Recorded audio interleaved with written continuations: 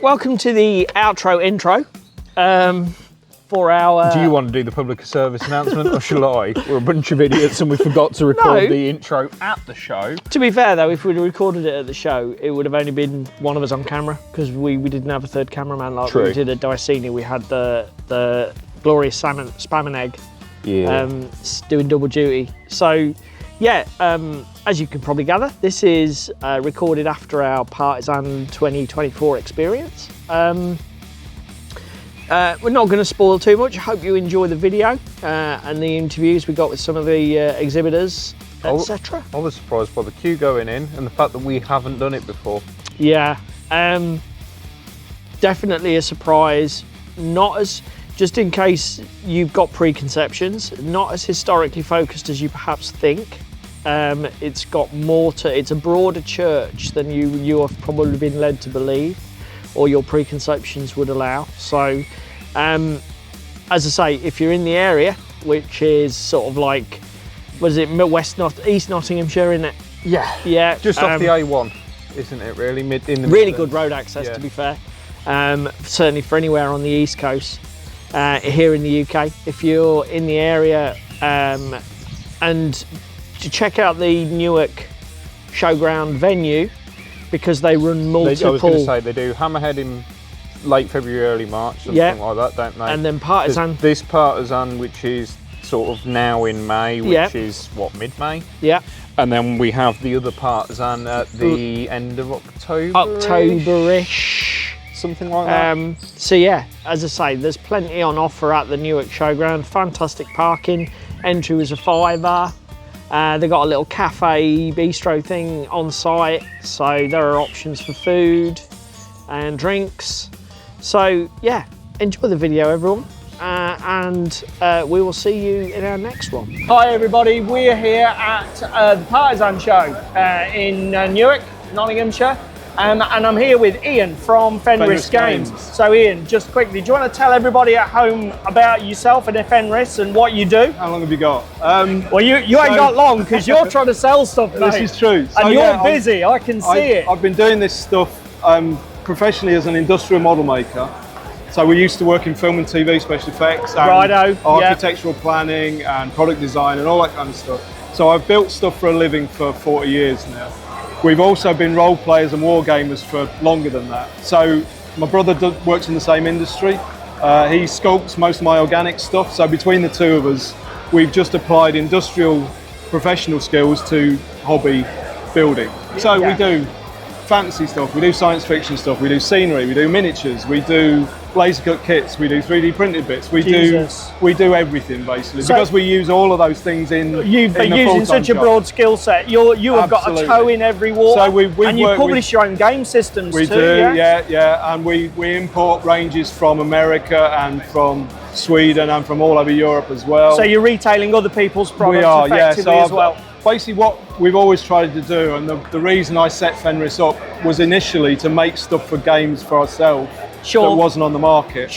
And using our industrial prototyping skills to make those things to the best of the technology, basically. So we've used 3D printers since 1988. Do you know what? That was going to be one of my questions. Are you branching out into STL publishing? And no, I mean it's not. STL publishing is something we're not going to do. You're going to be physical products. We're going to do physical products because obviously that's a massive expanding market. It is. I mean, part of the reason we don't is protection of IP. In all honesty, we've got our own IP on lots of ranges, like our Cthulhu Wars models.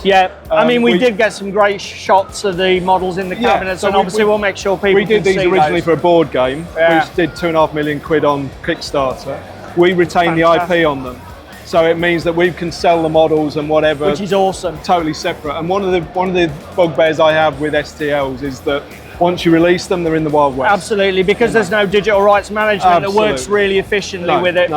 So although we do 3D printed stuff and we do have stuff that is 3D printed, what we do is we will 3D print a model as a prototype, which we then make production molds for, which we then cast in metal or resin. And you use, I was just about to say, you're using a lot of materials, we do, metal, resin. Again, you know, even in our laser cut kits, we do multimedia kits. So our laser cut kits have got plywood, they've got MDF, they've got resin, they've got metal. Super They've cool. got lots of different bits, like proper model kits. To be honest with you, best way often to get the level of detail, but compromise the Absolutely. hobby complicated And again, it's because that's what our job was initially, in film and TV work. You know, you don't just make taking one the shortest thing. path to the most Everything success. about film is the shortest possible, shortest cut to the Makes job. sense. You know, as an example, I didn't work on it, but an example that everybody knows is the Sulaco in Aliens. Yes. Where that first passing shot as the spaceship comes across the screen.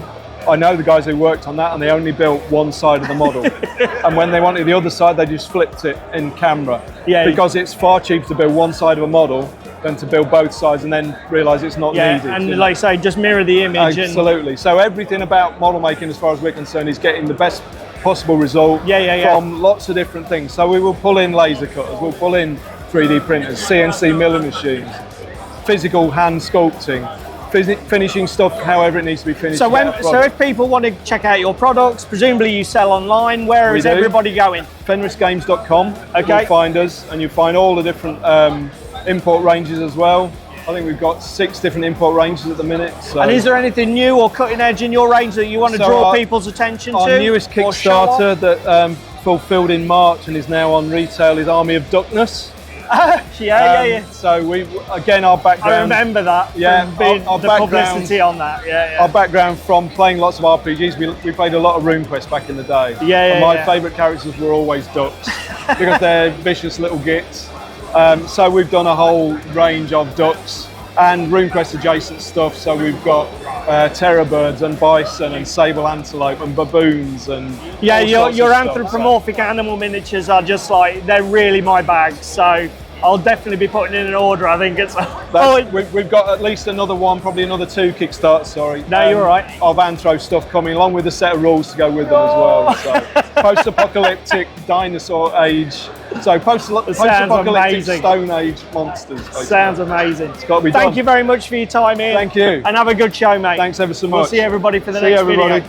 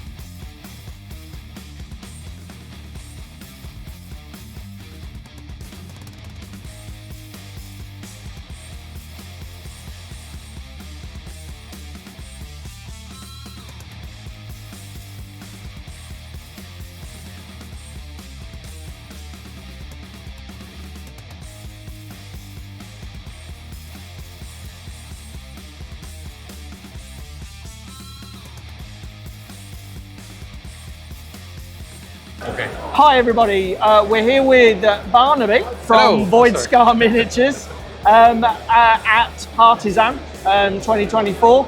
So do you want to tell everybody at home, Barnaby, a little bit about Void Scar, what you've come to Partizan with today? Yeah, absolutely. So this is Void Scar Miniatures. We do a game called From Ashes, which is a 15mm sci-fi miniatures game. Yeah. And it's all alternative activation. You've got tanks, you've got infantry, you've got monsters, and cyborgs, you name it, we've got it. Okay. What's your product line? Have you got like free rules online and then miniatures? That's right. Or have you got a starter set? How is your product marketed? Yeah, so the main thing is that the rules are free to download, and they are a living rule set. So they adapt and they change based on player feedback from gaming. Again, I play it myself, so I learn from that. And they're updated every 3 or 4 months. go from there. And so effectively all your printed assets are sort of like free to download, but they're flexibly maintained. You don't have cards that go out of date with rules changes or anything like that. So, short answer is no. The Right. long answer is I am actually now working on unit cards. Like Okay. we've got actually here today, we've got some prototype ones down there. So that is a product that you're thinking of getting into. Right, yeah. Okay, fine. And hopefully they will be the rules for the models. Yes. Whereas it's really the main rules themselves that may see changes. Okay. As opposed to individual units. Okay, that's interesting, yeah. because normally with wargame systems, you tend to find it's actually the granular level, the models rules that tend to get revised more often. Right. But how long have you had, how long has your From Ashes been out there now? Well, From Ashes really started probably about 5 years ago. Okay. But COVID kind of had a big No, stop sure. and everything. So I would really say maybe 2.5 years. Yeah, but I'd really- what do you feel? It's quite stabilised Oh, now yeah. that you can think about these printed products with the confidence that they're Yes. not going to need changing or updating or Absolutely. that sort of thing. So Okay, that's good. hopefully by the end of the year there will be a printed copy of the rules that folks can purchase off the website. Even be part of a Patreon. I haven't decided exactly which direction I'm going on with that. Yeah. Because again, I'd like it to be changeable. Hence Right. something like Patreon could enable its update with funky new scenarios, loads of new artwork. So that's something I'm busy on collecting and getting done at the moment. Yeah. So that's the direction that's going in. So presumably there's just a few scenarios in your core rule That's set, right, just yeah. to examples to get people That's going. right. But you want to expand upon that maybe with thematic things. That's right. So at the moment there are 6 style scenarios. 3 where you score at the end of the game, 3 score per turn. But down the line there are ones that are very distinctive attacker and defender, where you've got mine fields that are being attacked. There is also something that I'm working on which is corridor ship tiles as well. Okay. That's something that's being worked on. So like a shipboarding action type thing, like Exactly. Games Workshop experimented with Kind 40k. of. And the idea is that there will be 3 different variants. So you actually have ultra dense urban environments. You'll have Yes. shipboard combat. Yeah. And you'll have tunnel combat as well. And Okay. they work slightly differently, but are ultimately the same idea. And this, you're thinking of this as just a rule supplement to add on to the core game, or is it and- going to be something separate, a different type of product? Bit of both. So it'll be a supplementary thing, but there will be a product range to go with it. Okay. So like a series of 1x1 tiles, and that's the Right. idea. Then you but are very thin, so they're not like big 3-dimensional things, and then you basically deploy them face down, and then you flip them over one after another as players, and you Okay. build your So almost corridor bringing some thing. board game elements into Kind of, yeah. the miniature wargaming thing. Yeah, So we've yeah. discussed it's obviously futuristic. It's 15mm. Yep. What sort of table size do you play it on? So I would say the normal table size is 4x4. Yep. But part of the game is deciding how many what are called combat sectors you use, which is defined as a 2x4 area. Okay. And then you say we're going to use 1, 2, 3, maybe more. So Okay. today we're playing on a 6x4, so that's 3. 3 sectors. Yep. And so that will then dictate how many points you use, but it doesn't have to. It's a bit of a flexible thing. You could have a really high points game on a very dense board, Yes. and that's fine, like an ultra dense urban environment. Or you could have like maybe just a couple of tanks on a great big urban, great big desert board, something Right, like that. okay. That's absolutely fine, and that's the plan. Okay, sounds really interesting. So if people want to find out more about your products and where to buy them, have you got an online presence? Store, Absolutely. or- So there's voidscarminiatures.com, which is the website. We're also on Facebook, Instagram, TikTok. You're on X. all the socials, Yeah, basically. And Are those linked from your website? They So are if we indeed. put that in the video description, everybody can track you down to their favourite That's platform. right. And there is actually probably the best place to go is there's a From Ashes Facebook group. And Okay. there's a lot of activity on there. Yeah, The yeah. community is really coming together. They're showing off their armies and their paint schemes, and it's steadily snowballing into something a bit special. We haven't mentioned actually, what are your miniatures? Are they resins, plastics, what? They are resin. So They're the resins. bases are 3D printed, but the models themselves are resin. Resin cast. Yeah, that's right. Okay. And so that's in my opinion my favourite. Okay, That's the awesome. best. Thank you very much for My your pleasure. time Thank today, you. Barnaby. Pleasure. That's Voidscar Miniatures. We'll see you for the next video.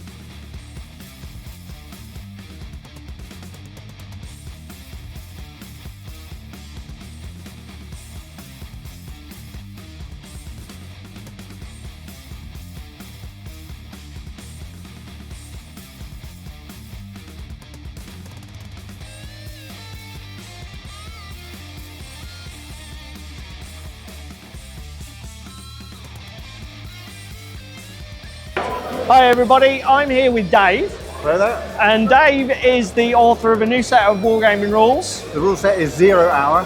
Okay, and tell us a little bit about 0 Hour then, Dave. So 0 Hour is a mass combat game set in the early 20th century, so period 1900 to 1920 or thereabouts.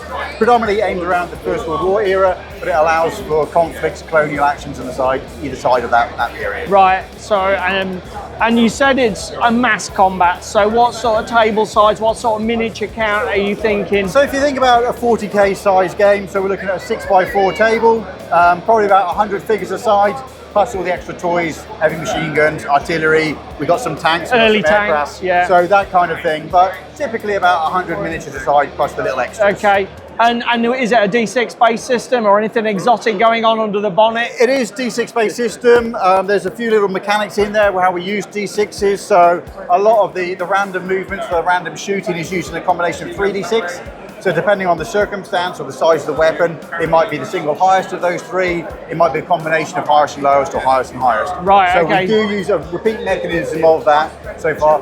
Heavy artillery, off-table artillery, you take the two highest of those three to determine the damage. Okay. For a very light mortar, for example, you take a single of those three. Okay. So depending on the situation, it's that 3D mechanic. So it's basically dice pool, pick the highest, stroke lowest, but with some real different manipulation there. Okay. So it's a simple repeat mechanic, but the circumstances where you get those little nuances coming into play. Excellent. Now the table you brought today is obviously First World War, full-on trenches, and it's as busy as all hell.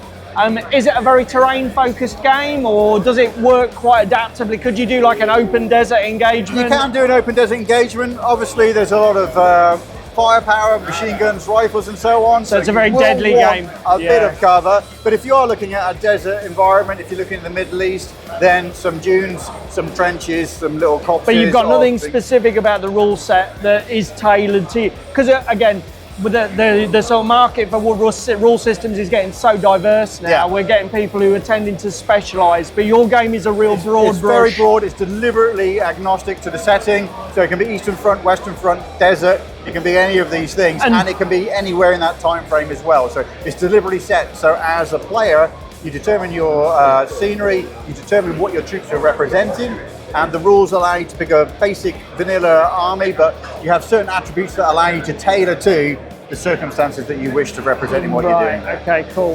And speaking of agnostic, presumably you're just allowing it to be compatible with any miniatures range from the appropriate period. The intention is to be published through Grip and Beast, Yeah. so they will be publishing and releasing it, but as a rule set, well, here today we've got Grip and Beast miniatures representing the French, we have Great Wall miniatures representing the German, so it's not going to be hung around a particular series or a particular set of miniatures. So from the way you've described it, does your core rulebook include troop stats as such, or do players design their own profiles around what they're trying to simulate? So or you have the troop represent stats. is a So you better have word. vanilla troop stats for the infantry, for the cavalry, for the vehicles, but then you have what's called attributes to allow you to tailor. So an attribute may be you pay an extra couple of points to have a resilient troop type, in which case they have a much higher chance of surviving any morale checks. You can pay to have an attribute to be an assault troop, in which case they are far more gung-ho and more likely to make a charge without the need for an officer to instruct them to do so. So each of these options cost you more points, but then they give you greater control on the day. Yeah. So a typical vanilla troop would be at 6 points.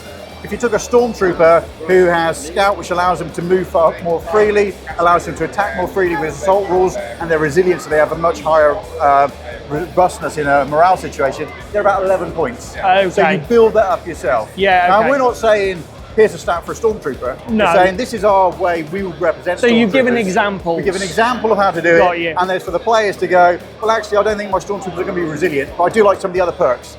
The players can then build them up in the way that they wish them to be represented. And this is your first rule set.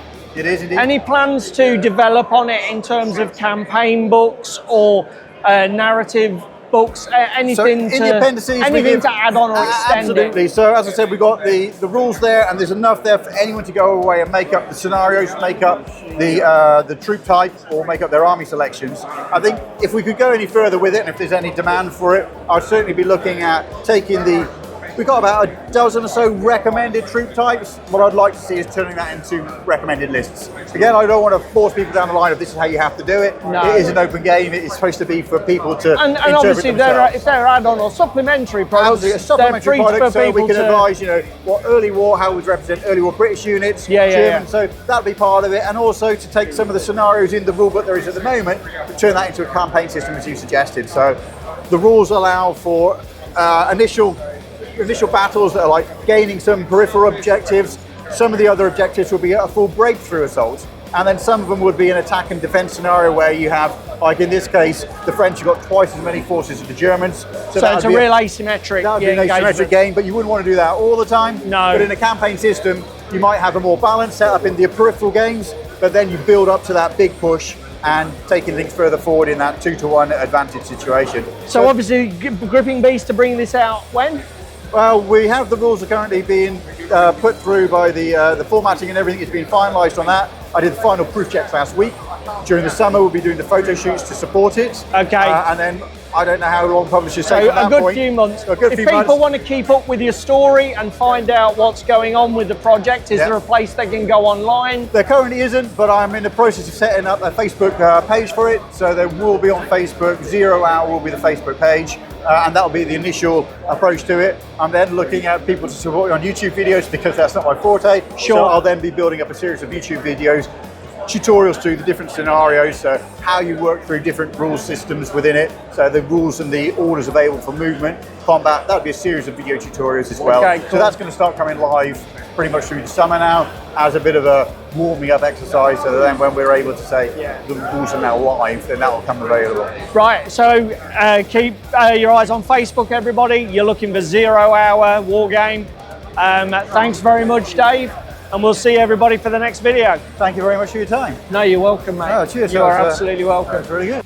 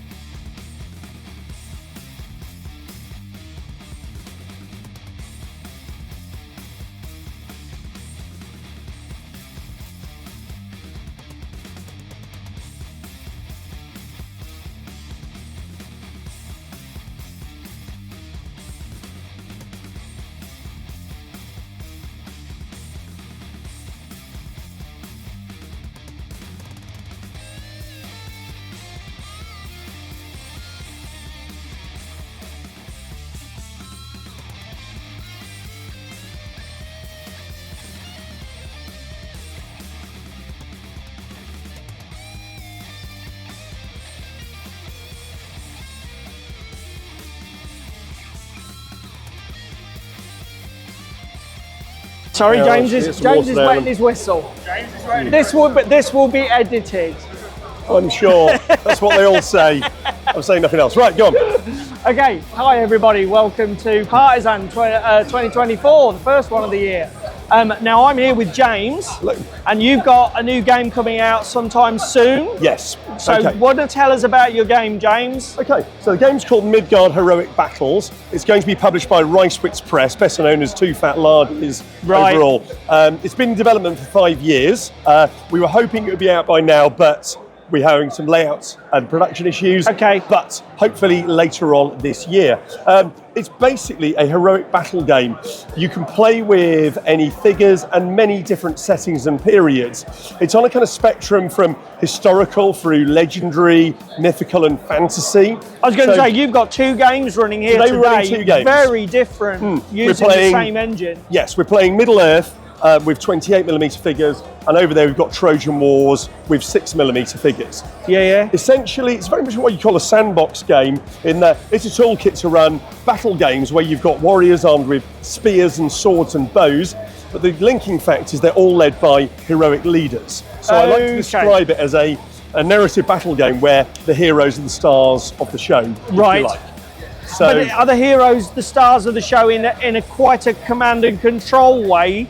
Or do the heroes really get in the teeth of it in the classic sort of fantasy style? Absolutely, it's very much about single combat and so forth. Okay, so right. Heroes of Mighty Deeds, which we're using metal tokens for today, and those are spent around the battle by doing mighty deeds of battle or helping to command their troops. Right, so okay. it works on many different levels, if you like. Heroes can also challenge each other to single combat, which is very much what the essence of the game is. Right. The other driver of the game is reputation. So we use goblets, but you can use anything you like. Both sides have a vessel of reputation, which is essentially an elastic force morale. It starts at a certain level. When heroes are killed, when units are destroyed, you lose points. But when heroes commit mighty deeds, you gain points. Okay. So if you challenge a greater hero to single combat, you will gain a point of reputation. If you lead a charge at the head of your men into the teeth of the trolls, you will gain reputation. So actually you can take actions on the battlefield to bolster that morale resource. Exactly that, and you will probably lose if you don't. That's really intriguing. Yeah, that sounds really intriguing. So to get a bit more, it's D6 based from what I see over there? Totally D6 based. Yeah. What sort of, now again, obviously you've got different scales, so you've got different size of tables. This is what, a 6x4? Just slightly over. Slightly over. And is this your imagined typical game size? No, or this is there great is about double. flexibility in it? The starter game size is kind of over there on the Troy game. It starts off working about with about 10 units and about 3 heroes a side. Okay. And this is going on for, I think, 2.5 times so roughly that. double that, yeah. Exactly that overall. It does scale up very easily because the basic game mechanics are very simple. Your units need to be basically on a single base. You can base them however you like, as long as the base is a rectangle and the frontages are roughly the same across the whole army. And presumably across your opponent's army as well? Exactly that, yes. Yeah. So we're taking 12 centimetres as the standard for 28mm troops, which gives you about 8 to 12 figures on the base. Yeah. And that provides us with a spear throw. Yeah. A spear throw is used for all the measuring and shooting. So a spear throw is the distance you can throw a javelin, and troops move a set number of spear throws in their movement. So whatever the scale game you're playing, you'll use your spear throw. And you can just use a tape measure for that. Yeah. We've just got some nice sticks made up. And essentially the rule set is flexible enough that any of this low technology, sort of medieval style weapon setting, you can adapt it. Yeah, we've played quite a lot of historical games of it actually. Wars of the Roses, 100 Years War. Again, like I say, it's on a spectrum of historical up to fantasy, and you can keep it very low level. You don't need any fantastical elements in it as a basic game. You don't include any magic or anything like that? There is magic available. There's a sorcery trait. There are magical traits that you can have. There's only 5 types of unit in the game, but they're all customizable with different traits. Yeah, okay. So again, this allows you to play the fantasy races where you've not necessarily got human models, you can model them with... Absolutely. You can just say, give the troops a special trait to describe their fantastical nature. Exactly that. Okay, yes. Awesome. Yeah. So, do you know when it's coming out? What's your plan going forward with this? Later on this year. It's out of my hands at the moment. As the author, I handed over the entire manuscript in January, but it's been in the hands of a company who's doing the art and layout by then, Handiwork Games, who did the backdrops here today, who sell the John Hodgson backdrops, Beowulf role-playing game. It's going to look epic. I've worked on stuff with them before. John's an absolute consummate artist, and it's going to look fab, but he's very busy with other projects. So if people want to keep up to speed with Midgard and find, so they're informed when it does come out or when the project moves on, where do they go? Everything is on my blog, which is mogsiemakes.net, but if you search Midgard Wargame, you will find it very easily. Well, we'll make sure we put your blog in the video description so people can track QR it codes on the posters over there as well, if you'd like those. But yeah, all the news will be on there, and we will keep you updated with that. Thank you very much for your time today, James. Good to speak to you. Right, everybody, that's us done for another one.